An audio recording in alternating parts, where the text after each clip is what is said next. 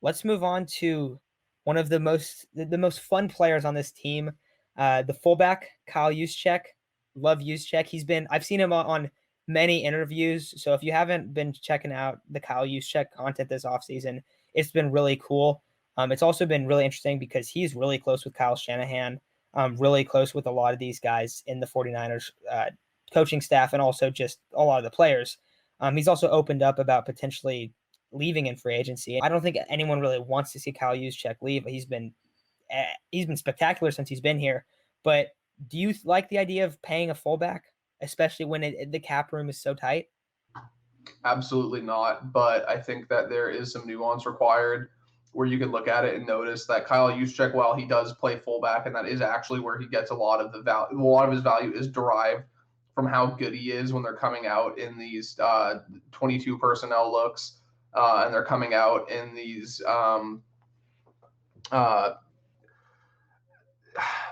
where he's not a traditional fullback. He can line up in line opposite of George Kittle in a 22 personnel look, which is traditionally with your two tight end set, but he's not a tight end, obviously, which is why I look at him more as a offensive weapon, because it really does create some kind of confusion when you can line him up in line and you can have him opposite Kittle on the line of scrimmage, flanking one of the tackles, move him back inside to lead block for one of the running backs. And what it does, what Juszczyk really does for me, that, or not for me, but like what it really drives his value up for me, I should say, because he's doing it for all of us as 49ers fans, is he makes the defense kind of, he dictates what you have to put out on the field as a defensive coordinator.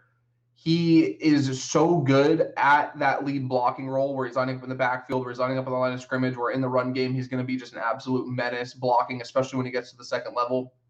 But he also is a very fluid route runner. He has solid hands. We saw, like, I was very fortunate enough. I was in Seattle for that game a couple years ago, the Week 17 game, and he had a play where I think it was Michael Kendricks who he beat, but they had him motion out to the slot, and he basically was, out there just as a slot receiver, and he cooked a linebacker up the sideline for a big game. Jimmy threw a dart to him. It was a very good throw, very good catch, great play all around. But there's not many fullbacks that you can just kick out that are going to run a route like that, while also having the physicality and the strength to block the way he does. I do think that this past season was unfortunately probably not one of his shining moments in regards to how good he is at blocking. 2019, if you go back to that, yes, it was. And I think a lot of it does have to do with the fact there was a revolving door at running back this past year. The offensive line didn't have very much continuity because of injuries and other, various issues. So my whole thing with Juszczyk is you can't pay him nearly what he was getting paid this past contract. When they brought him in, the 49ers had a boatload of cap space. They were trying to rebuild a culture. They wanted to bring in a high character guy who was going to work his butt off like Juszczyk has and does. And it was justifiable. At this point, you can't pay him. I think he was getting like $6 million a year or something like that was what his deal was originally.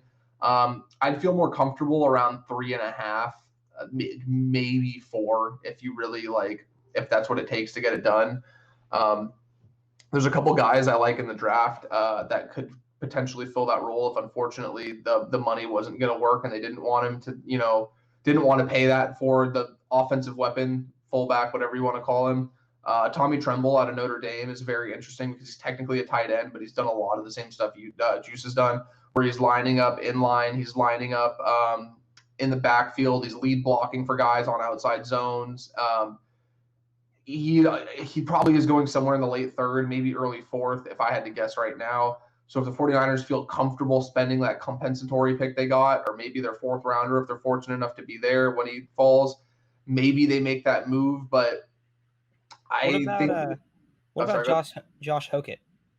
I haven't seen nearly enough of him. He's been stashed on the practice squad this past year. I saw his college tape. He looks, he looks like he could be a lead blocker. He could be a guy, but he's more of just like a fullback. I would have a hard time asking him to do what Juszczyk does. And I think that the versatility that Juszczyk brings, along with his intellect, there's so much more to the game of football than just being big and strong and fast and getting yourself in the right spot is so important. And that's one thing that I think Juszczyk brings, especially when he's blocking in the run game, is getting into the gap, getting in position and sealing off running lanes is really an understated skill in my opinion. And I think that Juszczyk has this ability again, to not only do that, but he also is a threat where defenses have to account for him. And when you're forcing a defense in this day and age to trot out a base defense, whether it's the 3-4, 4-3, whatever they're running, and you're forcing them to put more linebackers out on the field, put more run stuffing defensive linemen on the field, it ultimately creates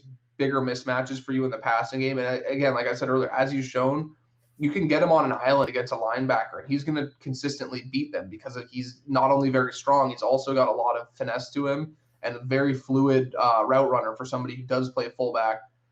So, a couple of months ago, I was like, they can't pay a fullback this, like they can't do it. But the more and more I'm thinking about it objectively, he does do more than a traditional fullback does.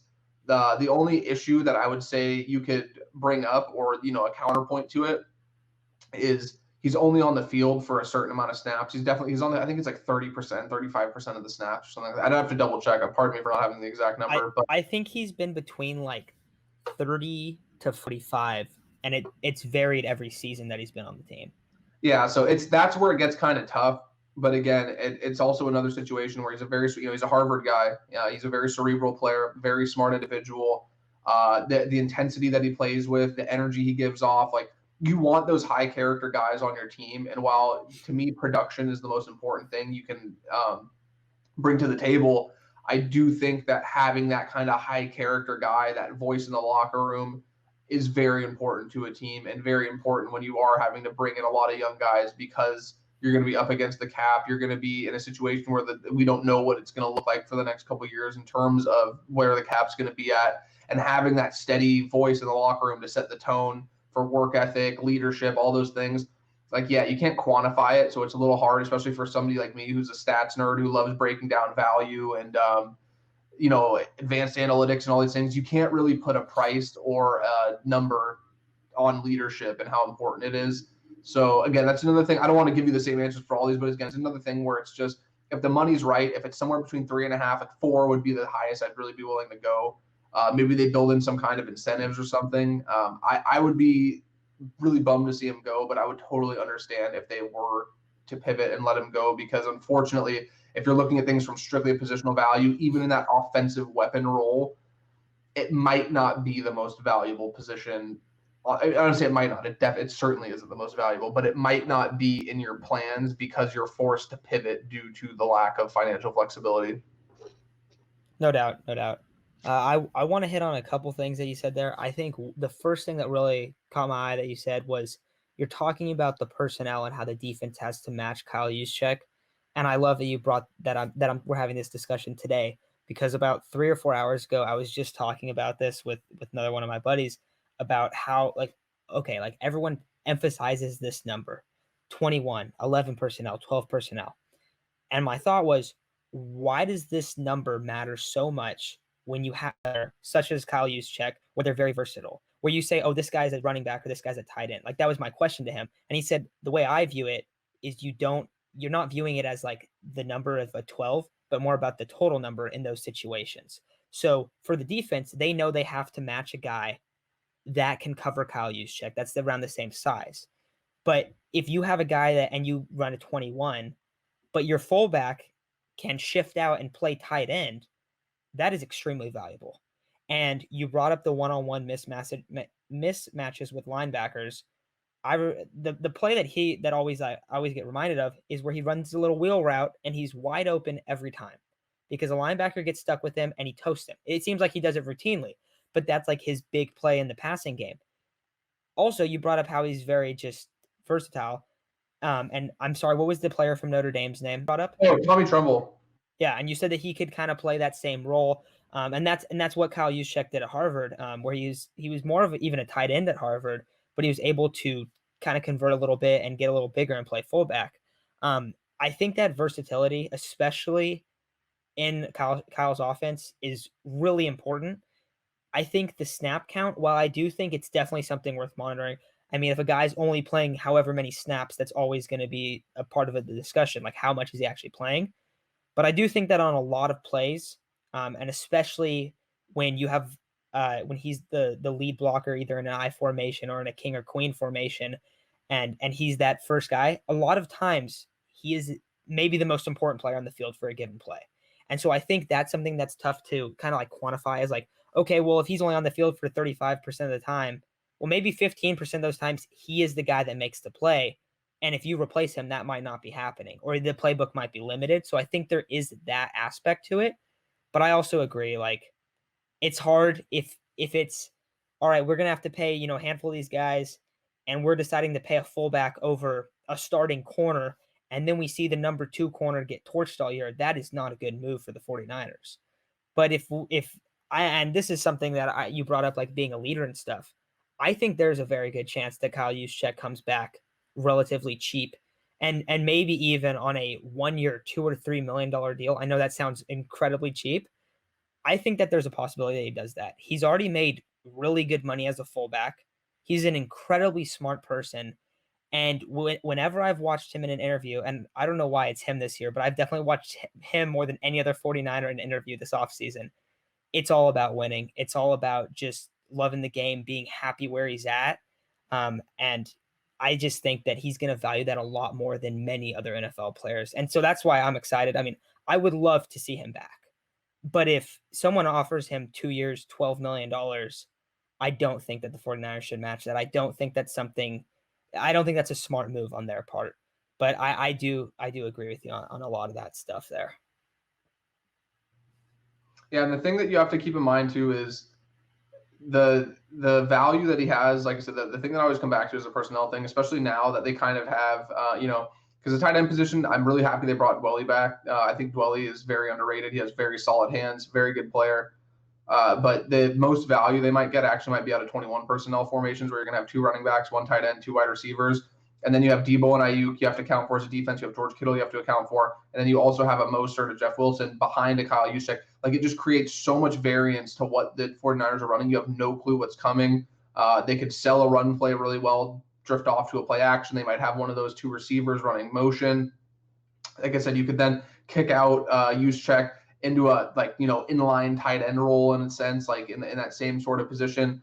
It gives you so much flexibility, and it makes it very hard because if a defense trots out a nickel defense, or if they run out a defense that's more tailored for stopping the pass, the Niners have proven they can just run all over teams. And I think that like that Green Bay game was a masterpiece in the championship game a couple years ago, where they just literally said, we're going to come out here, we're going to run the ball down your throat, and we're going to dare you to stop us. And the Packers just couldn't do it.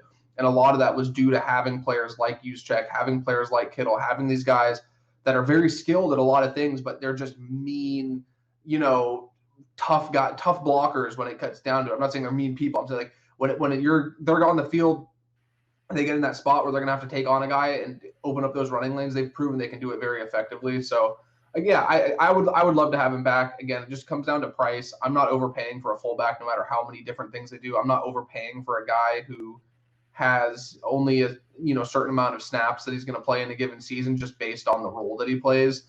Again, a few years ago, they were totally in a position to do that. They had the cap space. They weren't a very good team. They could afford to overpay for those high character guys that come in. And, you have to think, well, again, there's no number that we can point to quantify for it. You'd have to speculate that Kyle Juszczyk and his, leadership, his presence in that locker room and in that franchise the last few years has definitely helped them turn around the culture that we've seen the last couple of years.